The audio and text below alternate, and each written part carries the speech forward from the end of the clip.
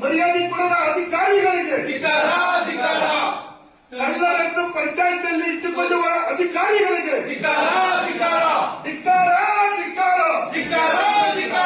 ಸರ್ಕಾರ ಅಂತ